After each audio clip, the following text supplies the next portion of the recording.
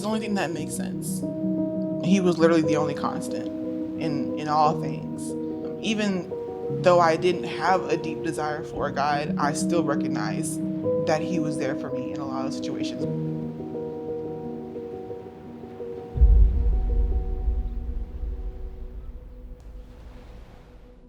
I've been a disciple for, it'll be 7 years, but I came to the kingdom because my best friend Jessica came over here. We grew up in the church together. We were actually born pretty much together. And so she was shared with on campus. But a few months later, I started studying the Bible and got baptized, felt great about it, but a desire for God wasn't up there. Going into that water, knowing that those things were essentially washed away, it did feel good and I did feel happy. There's this amazing, campus ministry full of people my age, our age, that I can possibly find a husband in. But it's sad looking back on it. But, I really, from the beginning, kind of used God, in a lot of ways, for a desire, which isn't a bad thing. It's not a bad thing to want marriage and kids, but it is a bad thing when your perspective of it is not God being the head of it, but rather just you can be a part of it. You know what I mean? To also come into a place where people value loving people spiritually and encouraging people spiritually, and I wasn't even getting that. I was like, oh, this is the line. This is the line for me.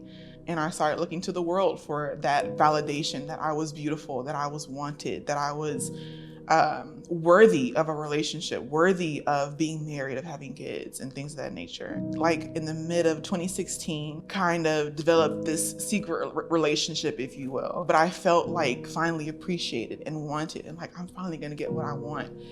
And I lied to a lot of people that I loved. I lied to a lot of people that I respected just to have that. And all I ever wanted as a kid was just to get married and to have kids. So I was like, there's no way I'm letting this go, because clearly don't nobody here want me. I'm giving up my faith. I'm giving up God for a man.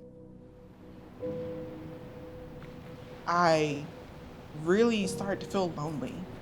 I've always been an introvert, always been a homebody, always been kind of a person who doesn't mind being alone. But when I'm in a relationship with someone and I feel lonely and unloved and just like I'm going nowhere, it started to feel like a problem.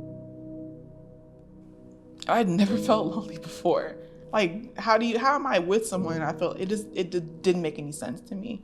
But it was because he wasn't there. He wasn't there for me at all. But in that loneliness, in that feeling like I shouldn't be here, is when I started thinking do I really want to is this really worth it to be married to this man or any man like him that doesn't put God first?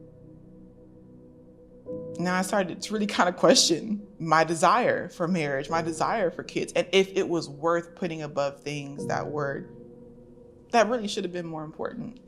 And it was in those moments that I was like, I think I desire God. I think I want to be with God. Clearly this man or no other man can give me what I want or can be there for me the way that God has been there for me throughout my life. And I've been through a lot. I've been raped, I've been molested, I've been beaten, I've had a miscarriage. I've gone through a lot, and through all those things, God has always been there. And funnily enough, through the form of Jessica, he's always been there.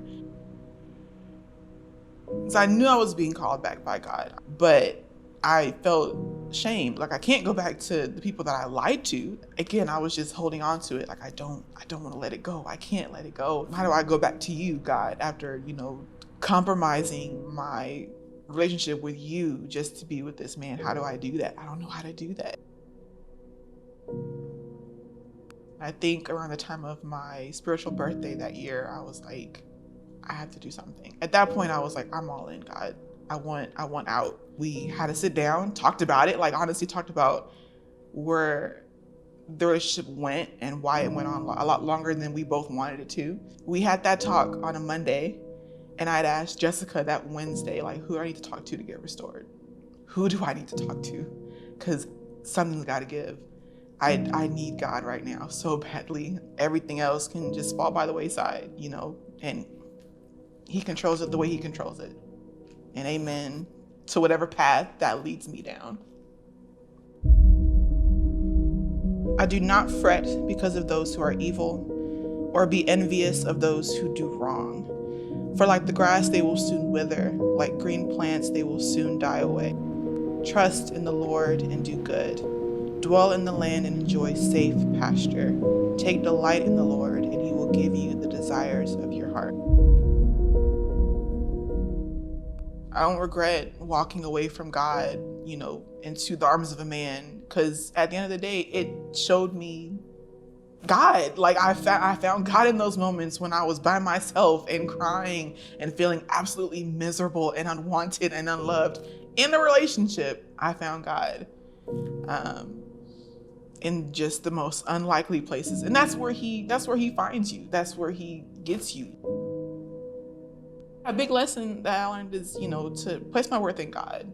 God tells me that I'm beautiful. God tells me that I'm worth it no matter what life stage I'm in. God tells me that I'm special, that I'm, an encouraging sister, that I'm an amazing woman, despite, what the world says. I'm Chelsea Robertson, and I am worthy.